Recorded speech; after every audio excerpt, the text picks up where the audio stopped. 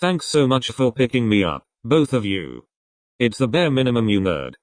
I know, but I'm just so excited to finally meet everyone else again. I've missed them. Yeah, it's been a while since we all met them. I wonder how all of them are doing. Speaking of that, how have you been doing, Midoriya? I heard admissions are just increasing every year. Yeah, that's right. I'm so happy that they are. It's been a great blessing to teach all these young heroes. Reminds me of myself back in UA. I'm sure it's amazing. Maybe I should visit soon to help all you guys train. That would be great, Kirishima. I'm sure all of them would love to have you. I'll make time despite how crazy the agency has been. Kirishima eye rolls to Katsuki, who was driving the car. To this, Katsuki gives him a stern look and says, "Go work for another agency that sucks then, shitty hair, if you're gonna keep complaining about the workload. We need more people and you know that, right? I didn't expect to do this much paperwork being a hero, man. I just wanna fight bad guys. I know we do, and I am making efforts to recruit. Speaking of that, why not you join us, nerd? Kachan, you know I can't." "What do you mean you can't? I've lost one for all, you know I can't, Kachan, and we've had these conversations for ages. Please. Izuku, you know that's not what I mean." Bakugo grimaces slightly as he looks at the rear view mirror for the greenette's reflection, observing how Izuku's head had tilted harshly to the window, his eyes immediately being covered. Katsuki hadn't meant for the words of this job offer to offend him anyway. Frustrated as to how his boyfriend was acting differently ever since the war had ended. "It's fine, Kachan, don't worry about it." Kirishima feels the tension building up between the couple, awkwardly staying silent as the pressure dissipates in the atmosphere. "Sorry for this, I hadn't meant for you to be caught up in this conversation." "Don't worry about it, Kiri, I'm sure you all will be okay without me regardless. I have a busy schedule ahead of me with all these troublemaker heroes." Izuku tries to lighten the conversation with fake excitement.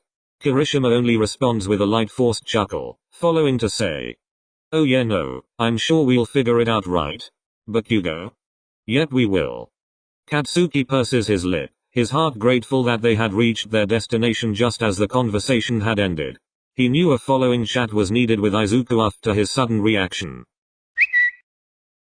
"Did you have fun?" "Yeah, I did. It's nice to see everyone finally back." They were now in the car again, back on their way home.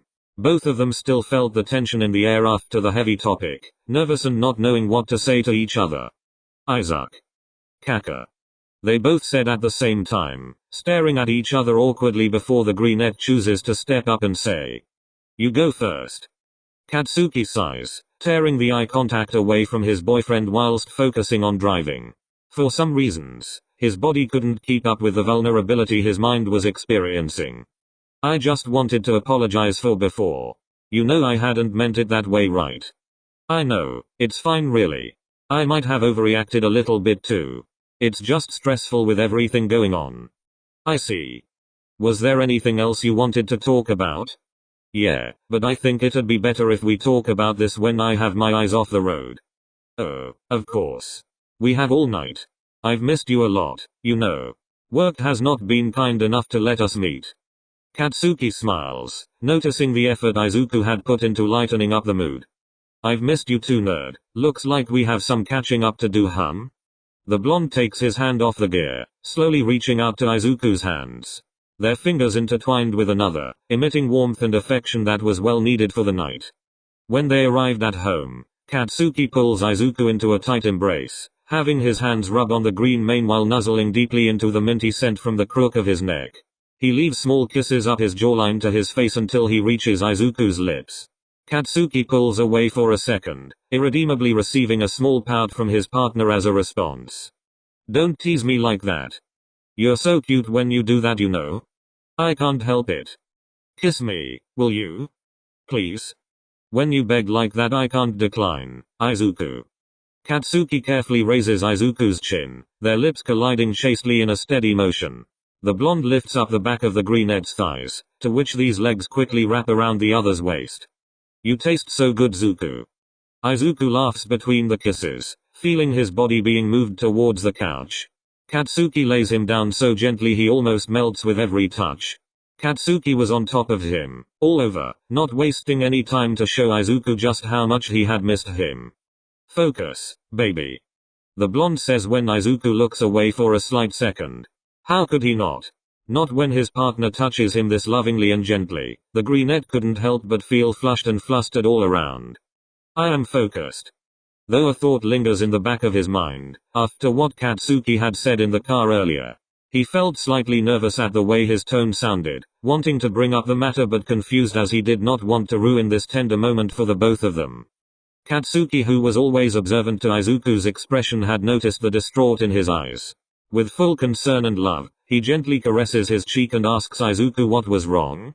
It's nothing, Kachan, don't stop now. If you say so, nerd. The blonde continues this tender touch, his hands tracing under Izuku's shirt.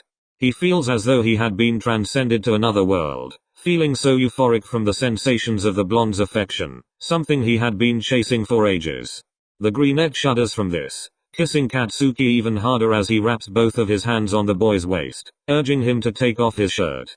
And he does just that. Katsuki breaks away from the kiss, hastily lifting off the end of his shirt to reveal his awfully god-toned body. He's covered in scars after some years of fighting now, though that did not take away any rating of his attractiveness. Izuku couldn't help but stare at the view in front of him, savoring every second even if he's seen the sight over 100 times by now. You like the view, nerd? Kachan. Katsuki chuckles and teases his boyfriend by lifting his shirt slowly now. The fabric slowly moved from his hip, to the below of his chest. You've seen this thousands of times now, Stop teasing me. Can't help it when you look at me like that. Katsuki finally takes off everything, stopping himself from continuing further. But when he does, Katsuki realizes something. Izuku's expression had changed. The hunger-filled viridian irises slowly lost their spark, only to be replaced with a glint of disappointment and sadness. Izuku looks away from Katsuki instantly. He felt his heartbeat rising quickly and his chest suffocated. Izuku didn't want to look at him anymore. Hey, what's wrong? Katsuki quickly leans over to the boy's direction, caressing the side of his cheeks as he urges Izuku to look at him again. I'm sorry, I don't know what's going on. Tell me, it's okay. I just get reminded, every time I see it. And when he says that, Katsuki finally understands what the brunette is talking about. The scar on his chest. The blow Katsuki took for Izuku during the war. The war that ended one for all. Izuku. Let's talk, okay? I think we both need this. I'm sorry, I didn't mean to ruin this mood. No, you didn't. Stop apologizing, you damned dweeb. They pull themselves into a more comfortable position, facing each other in the eyes intimately. Katsuki grabs Izuku's hands and looks up at him in the eye, giving a slight reassuring smile before saying, I know we need to talk about this. It's nothing big, Kachan, you know that. You keep saying that, but you've been acting different.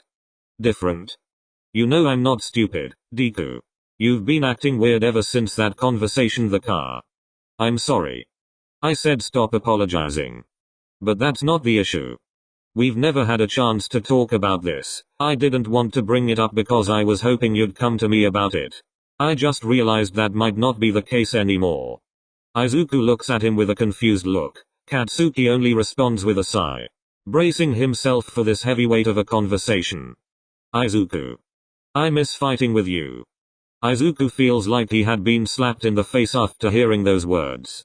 And he hated it more than he can ever imagine, because if things had been the way they were a few years ago and he had progressed making his quirk into his own and he had become a hero and he climbed up the ranks with Katsuki, and if he wasn't quirkless, Izuku would be happy to hear those words from Katsuki. But no, he wasn't any of those things, and it's taken him months, no, years to try and fill that hole that has purged inside of him ever since the sparks of One for All left his body. It took everything inside of him to hold the urge to scream, frustration stemming from his deep-seated desire to be a hero and protect all those he loved and cared about. He only feels helpless and angry, grappling with the heavy burden of the expectations he had placed upon himself and his perceived failure to live up to them. This loss had fully finished his abilities but also his identity as a hero. And that was something he had never even brought up once to Katsuki, the constant in his life that he had always planned to keep up to. Tell me. Are you really happy with where you are right now? Those words were enough for Izuku to start spiraling. Izuku's reaction is one of immediate tension and vulnerability. The words tangle up in his mouth.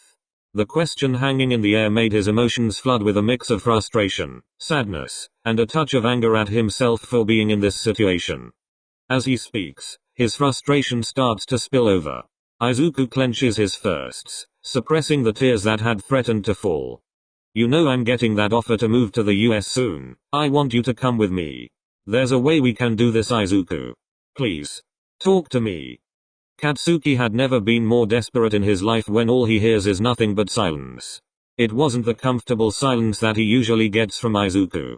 It was the silence that made all the walls crumble, the silence that determined his future, like a time bomb that was gonna blow up any moment. He knew he was pushing his buttons when he decided to have this conversation with the greenette, and he would have it all over again if it meant that Izuku would be comfortable enough to let Katsuki help him reach his dreams. You know I can't. The question had stung more than he expected, triggering a cascade of insecurities that he has tried to keep at bay. In that moment, he feels a wave of frustration wash over him, a mix of anger at himself and confusion about Katsuki's intentions. Flashbacks flood his mind, transporting him back to their early days. He remembers the fierce rivalry, the intense training, and the moments when Katsuki pushed him to his limits. Izuku can't help but acknowledge how much Katsuki has grown since then, how he has become a powerful hero, respected by peers and feared by villains. The contrast between them feels stark and painful. The reunion with their classmates plays like a reel in his mind. He recalls the laughter, the camaraderie, and the discussions centered around hero rankings, the pressure and expectations that come with being a top hero. Each conversation reminds him of how far behind he feels, the weight of their accomplishments pressing down on him. They are all moving forward, and I'm stuck here. What the FCK do you mean you can't? The thought of being a burden to Katsuki gnaws at Izuku, igniting a spiral of overthinking. He wishes things had turned out differently, longing for the days when he felt capable, when One for All was a source of strength rather than a reminder of what he has lost. You know I can't.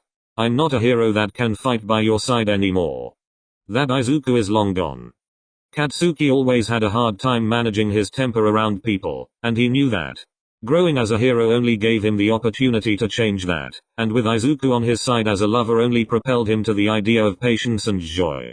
This calmed the fire burning inside of him, turning it into something that only brought warmth to the people he cared about in his life. He had kept going, pushing himself forward and striving to be the best. There was nothing that could have made him more happy than being what he always wanted to be, but now that Izuku is part of his life, he understood he had the responsibility for his well-being as well. And damn, Katsuki loved fighting, but he loved fighting with Izuku.